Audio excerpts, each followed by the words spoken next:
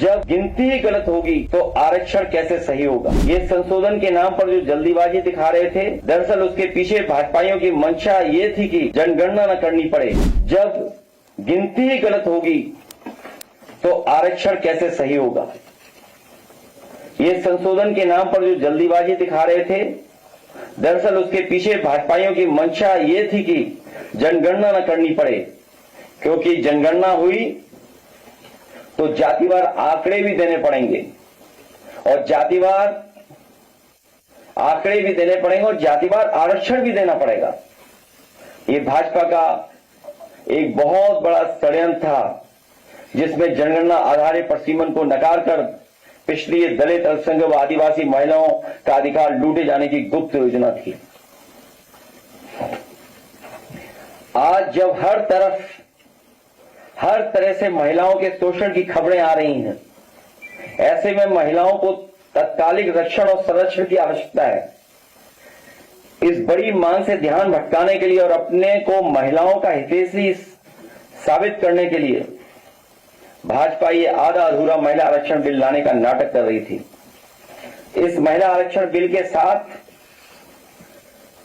थे, लेकिन प्रसीमन के नाम पर की जा रही जल्दीबाजी के खिलाफ थे।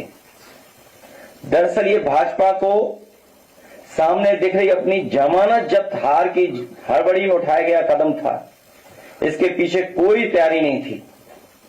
इसलिए हमारी सबसे बड़ी आपत्ति यही रही कि पहले जनगणना कराई जाए, फिर महिला आरक्षण की बात उठाई जाए। जो सरकार महिलाओं को गिनना नहीं चाहती, वो भला उन्हें आरक्षण क्या देगी। महिलाओं के साथ भाजपा और उनके संगी साथियों जो धोखा करना चाहते थे, महिलाओं के साथ वो छलावा हम नहीं होने देंगे।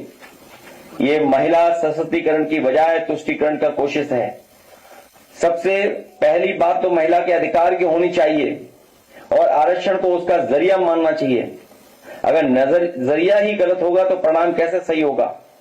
हम कह सकते हैं कि महिला आरक्षण की खामियां आखिरकार महिला अधिकार की खामियां साबित होंगी, क्योंकि नियत चुनावी राजनीति के फायदा उठाने का था, ना कि महिलाओं को सच्चा प्रतिनिधित्व देने की। इसलिए यह कभी सही साबित नहीं होता। प्रधानपति की तरह सांसद पति की अवधारणा भी चल निकलती।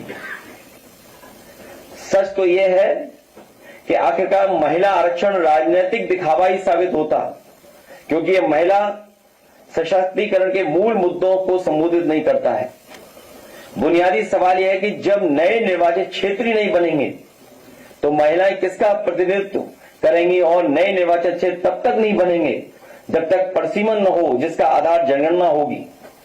घूम फिर करके बात वहीं पहुंच जाती है कि जब तक महिलाओं की गिनती सही नहीं होगी, महिला आरक्षण सही नहीं होगा। महिलाएं जब तक जनप्रतिनिधित्व को लेकर शिक्षित प्रशिक्षित नहीं होंगी तो उनके शक्तियों का लोग दुरुपयोग भी करेंगे। जब स्टूडेंट यूनियन तक के चुनाव नहीं होंगे तो राजनीति की नर्सरी खत्म हो जाएगी। सच्चा महिला नेतृत्व नहीं उभरेगा।